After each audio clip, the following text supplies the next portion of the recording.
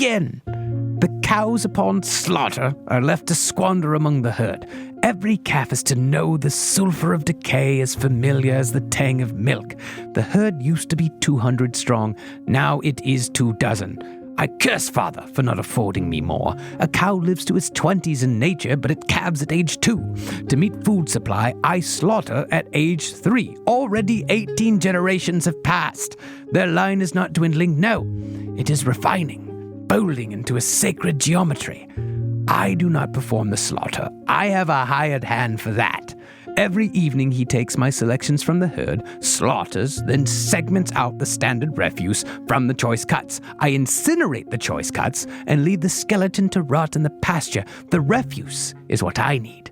I handle and inspect every brain, palpate each brainstem and spinal cord, more akin to a gold panner than a doctor. I am searching, yearning. A decade has passed since my last discovery. Before the cock crows, I rise to salt the fruitless brains, to denature the pieces, rob the living waters. This I load into 2 of 4 low-heat ovens. From the other 2, I retrieve yesterday's dried stock and grind the neurological debris into a fine powder. This I mix amongst the corn feed. I have tried to serve brain matter undiluted to the herd, but I cannot dissuade the herbivore tendencies. I am a failure. It could be 10 more generations before the intruder commands new instinct from within their tethered minds. I am aged. I may not live to see my vow fulfilled. I return to my manor, built so I overlook the pasture and pens from my bedroom, bathroom, and dining hall. In the steam bath, peering over my grand experiment, I abrade every inch with pumice stone. Then I begin a crossword. My father's old clock chimes 8. I admit my only assistant through the fenced perimeter. He is a former drunk with no tongue whose mother named him Kevin Michael Davies. I call him Wretched. He has served me 4 years after my last assistant expired. He takes to the barn, retrieves the corn feed, now turned a pink hue, and feeds the herd. Wretched, I say later, pressing a rifle into his arms. Take aim of the vultures, they mean to pilfer my good efforts. He makes no expression. I imagine he thinks me a recluse, an old pervert intent on wasting his fortune on delusions. I spur him on with a kick. I return to my crossword as he scans the horizon. He fires bolts into the sky. A scavenger falls to the dirt. One cow among the herd turns its head in alert, a calf I named Poppy. She jerks her jittery head, limbs shaking with persistent tremor. On her scrawny frame sits an abnormal skull, ballooning at the top, wet orb eyes that protrude from their sockets with every swallow of cud, like a cartoon princess. She ambles to the dead bird, curious intent in her bulging pupils. I lay down my puzzle in rapture. At the dying vulture's skull, she bites with flat, grinding teeth. A voice rattles, not inside my ears, but a space behind, deep and within. The herd appreciates the solemnity. They move like no herd I've known. Chatter and clack, a nauseous chorus. As Poppy rips at the dead scavenger's skull, it blossoms into jubilation.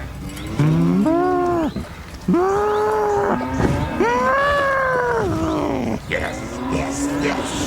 The intruder booms behind my ears. Wretched, I call in triumph. Prepare, Poppy, for slaughter! I am on my feet, legs a jig.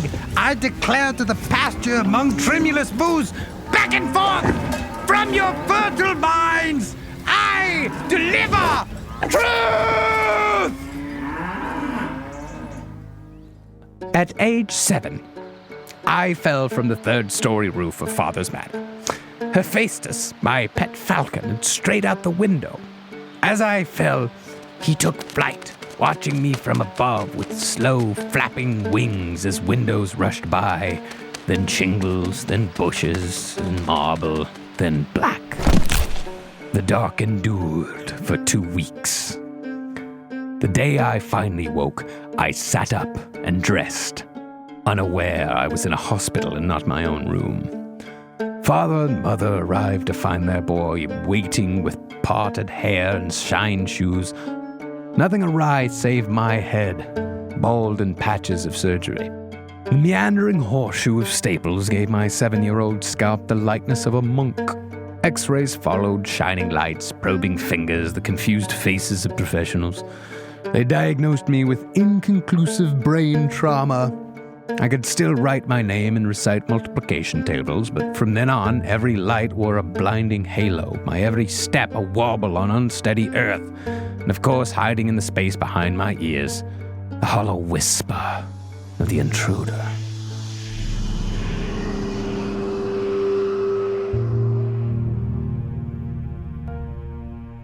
I remained at the top of my class, but outside of school, I broke into houses, tried on my neighbors' blouses, socks, and underwear, sat at their tables, and ate their food. The dark rotations of my mind no longer struck me as my own. A neighbor discovered me drunk in her dining hall, my hands full of pills and pockets full of ash.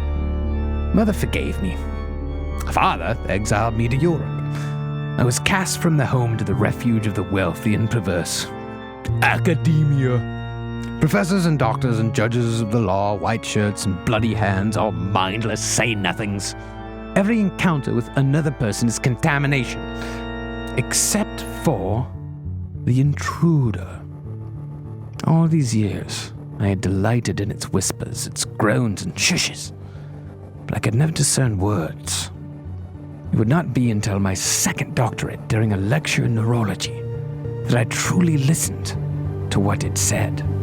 Erratic spasms of the bovine jaw, Professor Churchill declared. drooling mouths, self-maiming neurological destruction. The disease in question is a scourge through cow pastures. He clicked to the next slide, showing a cross-section of a cow's brain. I resisted the urge to heave.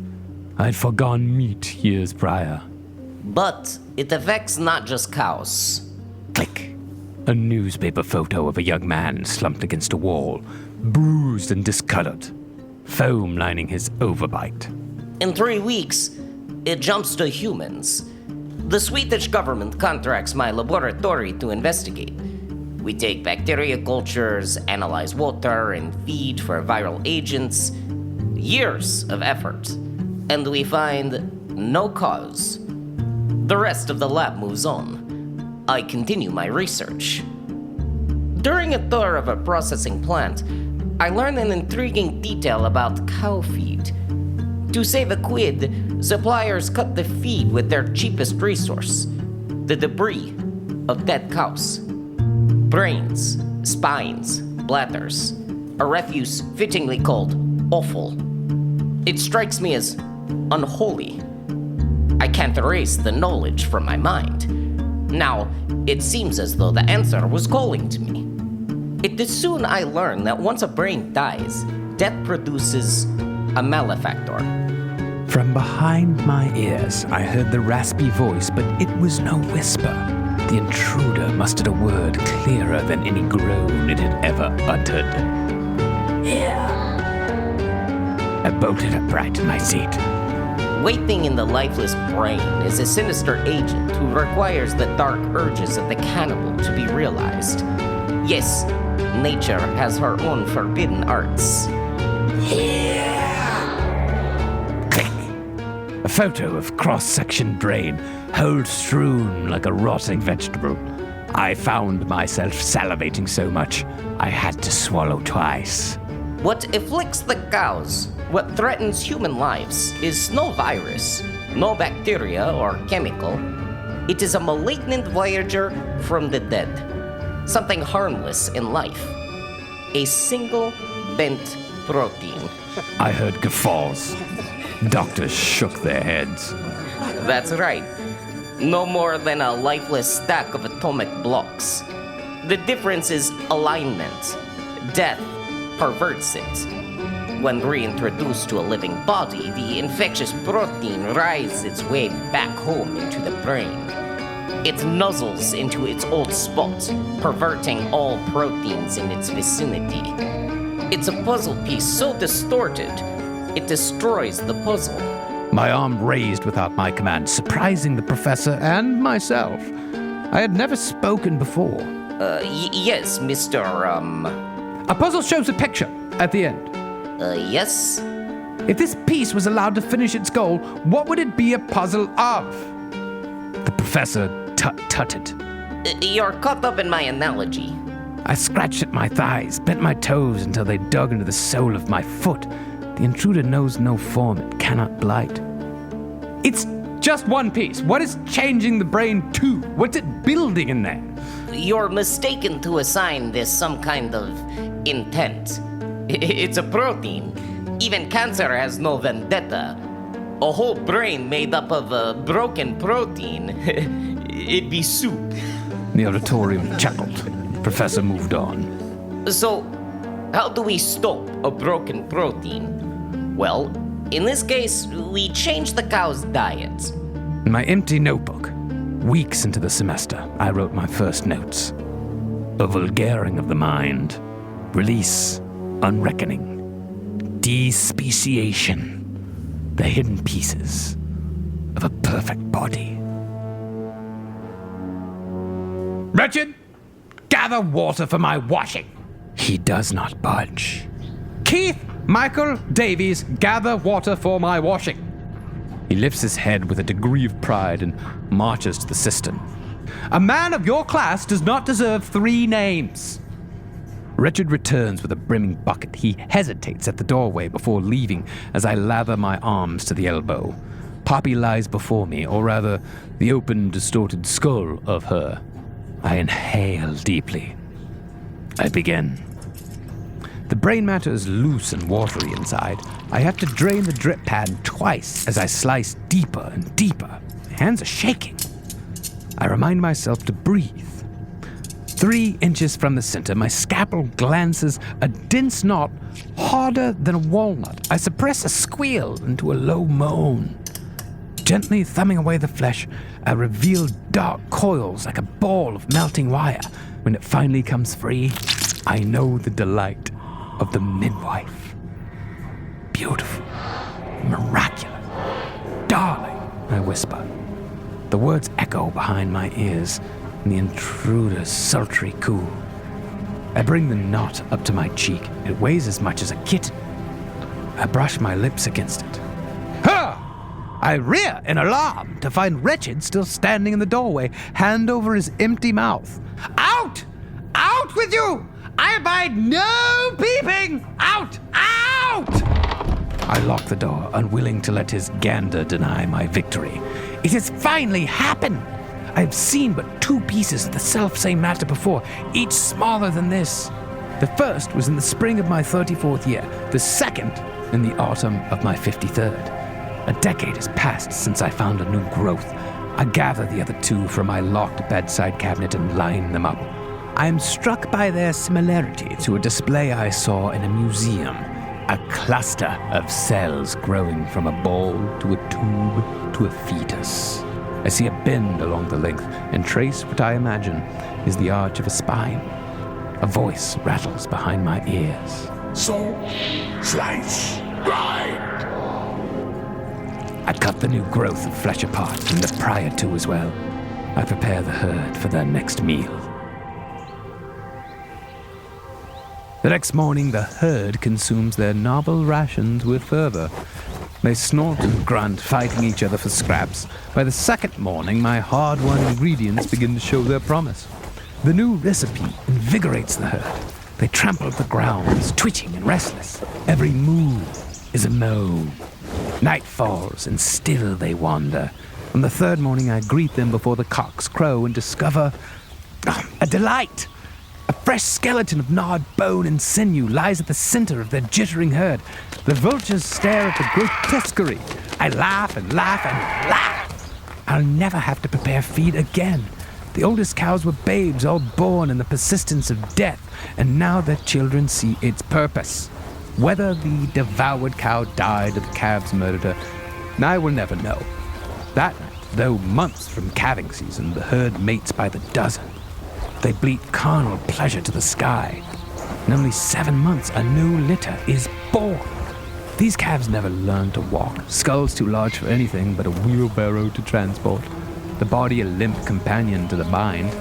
Like good children, the calves crave meat, but cannot feed themselves. I make Wretched feed the new babes by hand. I see a tenderness in him I have not noticed before. He strokes the sides of the cheeks. They don't purr, but gurgle in pleasure. You have a way with them, Davies. He responds with a roll of the eye, demurely. I gather this is a talent he has always had, by no effort of his own. Measure their skulls and slaughter the largest, Wretched. I never watch the slaughter. I see too much of my own reflection in their eyes, but I cannot avoid listening. Though Wretched makes merciful work of them, no container can mute the cries. My cows are intelligent animals. What I brew inside them is not benign. They howl and caterwaul, fear and insanity. I hear a raspy whisper joining each way. Wretched emerges paler than I had ever seen him. Is it ready? He nods, wiping a brow with a kerchief. I enter the dissection chamber to behold the latest sacrifice. Wretched has removed the dangling body and left the wealth of the brain to me. The hemispheres are strangely undefined, a swirling of lobes like storm clouds writ in flesh. I poke a gloved finger to the mass, and it shudders.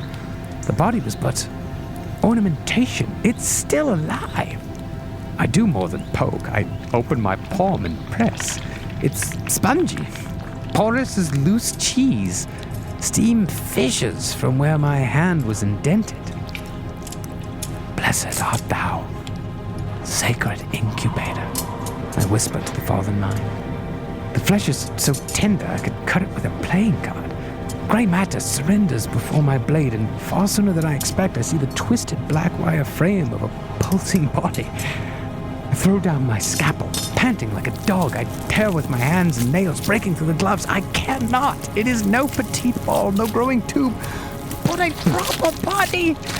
The intruder is no larger than a child's dog, so much warmer and animate. It exhales steam without cease from numerous apertures, one puckered beneath each fibrous limb. I hesitate to call them legs, not tentacles, more like undulating tree roots. A protein creature, a twisted cage of black sinew so coiled that I cannot see within its dark heart. And yet it has a hominid familiarity. I know which cartilaginous extremity to scoop into my left hand, which to drape over my shoulder and neck. Music plays behind my ears. I embrace the intruder, viscous from its birth, and we dance. I twirl, swishing the lengths of an imagined skirt. The intruder grasps back, braiding thorns between my fingers. I dip, and when we come up, the intruder takes the lead. Though it cannot touch the ground, it jerks me to the right with the force of a collision. I turn so fast my head hurts, blood rushing against the walls of every cavity. I lose all breath. Then the black wire-bound body goes slack. Darling! I gasp. The coiled body shivers. I suddenly understand how a non-living protein can corrupt a whole body. It is not a parasite after all, but an intruder. You don't have your own life. You need to use someone else's. Slice. I hear behind my ears. Right. I place it on a tray and pour the salt. I will not prepare this into cow feed. The intruder deserves more than livestock. Kevin Michael Davies knocks at my door. You're right on time, I say, opening after the first rap. Wretched is wearing his Sunday finest, a pitiful outfit I imagine would look better stuffed with straw in a field. Take off your coat, I tell him, and those boots. You'll find the table through the next 2 rooms. As he makes for the dining room, I take his boots and coat to the incinerator. When I arrive to supper, Wretched is still not seated. He holds himself gently at the head of the table, taking it in. I had provided the appropriate ambiance.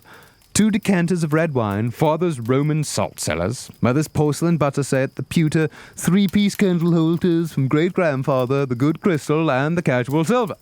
Not a morsel of food on the table, and he is already sated.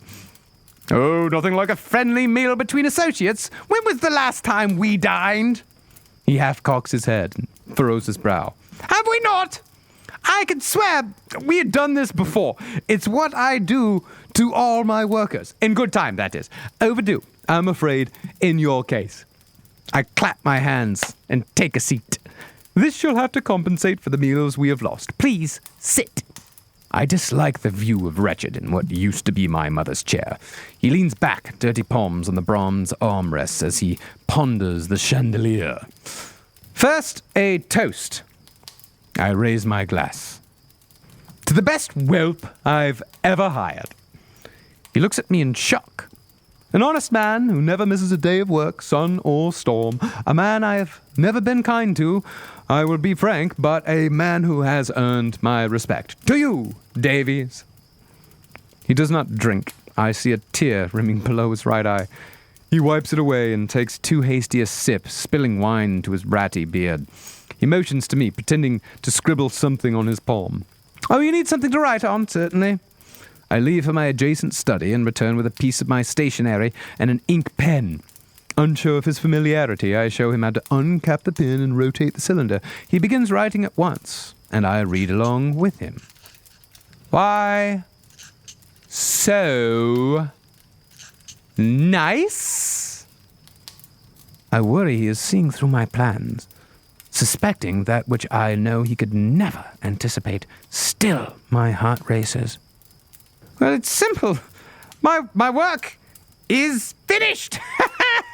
and joyous as it might make me, the years it required have made me a pariah to my friends, cost me my family. You're the closest I have to either, Davies. If I am to celebrate, it must be with you. Come now.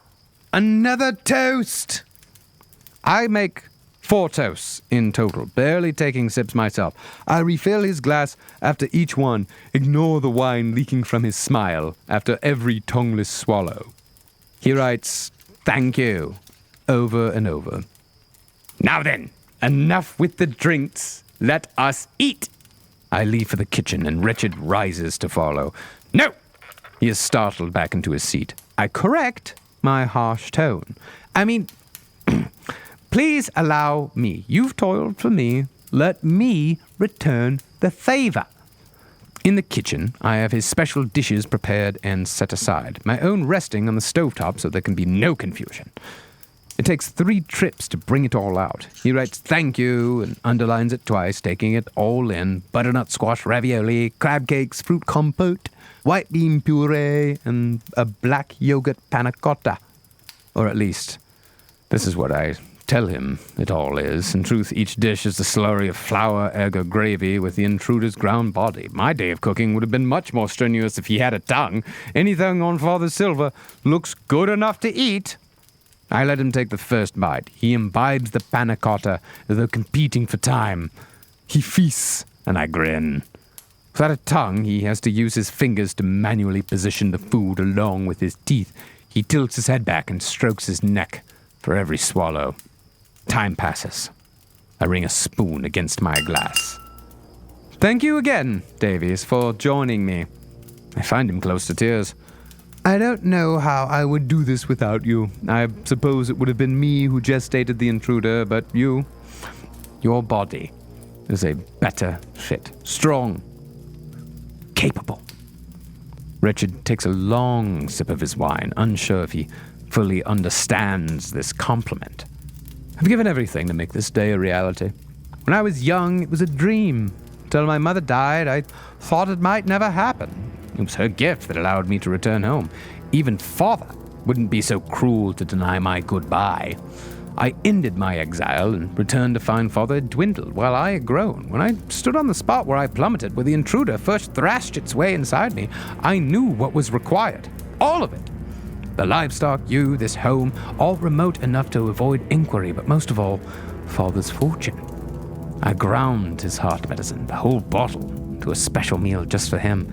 In many ways, like the meal I made for you now. Sweat beads on Richard's brow. The panna cotta oozes on his plate. I've been obeying a secret intellect since I was a child, hidden in the welcome dens of my mind. And now, Kevin Michael Davies, now the intruder blooms inside you. Wine spills from his mouth. Can you hear him? Richard wipes his face with a napkin. He shakes a palm at me, a gesture somewhere between goodbye and stop. He braces his arms on the table to help him stand when they jerk out of his control, flailing to each side. Dishes shatter on the stone floor and his head bounces on the mahogany. He falls into his chair with a broken nose, and when he rises again, I can tell in his eyes that he did not bathe his body so. He has no tongue, but he can scream. He fights against his own limbs, gains enough control to fall to the floor and double over in pain, hands clawing at his stomach. I scooch out of my seat with 3 petite screeches on the stone. I stroll to where he has collapsed and place a hand on his heart. The intruder needs a proper body. My old frame would never do.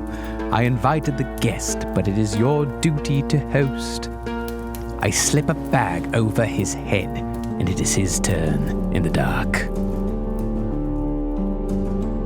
On the first morning, Richard shows no glimmer of the intruder. He awakes to find himself in my closet, door barred, mirror removed lest he harm himself. He makes a show of ripping my suits and dress robes, snarling and stomping. By the second morning, Richard is quiet. I serve him another helping of ground body under the door. He slides back a wiped clean plate just minutes later. On the third morning, I am nervous, eager, as though awaiting a date. I check my breath for freshness and have worn the most expensive clothes I did not store in the closet. My silk pajama bottoms and father's blazer. I'm coming in now. I debate what to call him. Davies? He makes no response. I open the door to find my assistant collapsed, still, surrounded by sick. I crawl to him over my shredded wardrobe. Can you hear me? His ears are dripping dark wax, his expanding skull throbbing like an infant's chest. I hope he can still read. I reach into my back pocket and retrieve a note he penned at supper. I lift him up, and before his eyes I hold the words, "Thank you." I trace where he underlined it with my finger. Davies collapses back in tremor. He spasms on the floor once, twice, then goes still. Davies' eyes are still his own for a moment longer, in which I recognize panic, humiliation. I am surprised to find a voice at the front of my mind weeping. He really had been having such a nice dinner till I ruined it. Where Davies fell, the intruder rises. Like a sapling in time-lapse, Richard's body rights itself one pop of spine at a time, wobbling back and forth as though elastic. The intruder stretches him taller and taller, every tendon taken to the breaking point. I am weeping. At once, its attention is on me. The eyes do not focus, but I can feel the heat of the intruder's gaze. Within my own mouth, I feel the intruder's pooling saliva. Whatever you need, darling. Its hands pry open my mouth. Davies' fingers pluck my tongue, and the intruder pulls it free. The one missing piece. Snake-like, my tongue swims down the intruder's throat, reversing direction to settle into place. I reflect on all my blessings. If not for my childhood accident, I may never have heard its voice, been able to follow its command. Tongue harvested, the intruder reaps the only remaining fuel it craves. The teeth of Kevin Michael Davies bite down on the front left hemisphere of my skull and break through. as the intruder tears pieces free. I am whole. In the pasture, the cows sprawl flat on the dirt under purple-grey sky. Their legs cannot support them. The front door of the manor opens, slicing yellow across the grass, over the fence, onto the head of a sleeping heifer. She wakes to see an angular husk of a man popping and jerking out of the house, a crimson shine down his neck and collar. The man falls to the pavement and lumbers forward on all fours, slow at first, then leaping with a chaotic stride. The heifer knows terror, but cannot flee. She struggles as he lands upon her, spreads his legs, and mounts her Western style. Fighting the cow's convulsions, the man's palms press to the sides of his skull. Vigor returns to her then, the buried pieces of the master asserting control. The cow snaps to inarticulate action. She trudges back and forth until she pounds hooves on the grass, throwing divots of dirt and bone in a spray. One stride, two. It vaults over the fence. The man ragdolls back and forth on top, every joint broken but ignored. Out to the west, the intruder rides, a solitary horseman under a pale sky. The story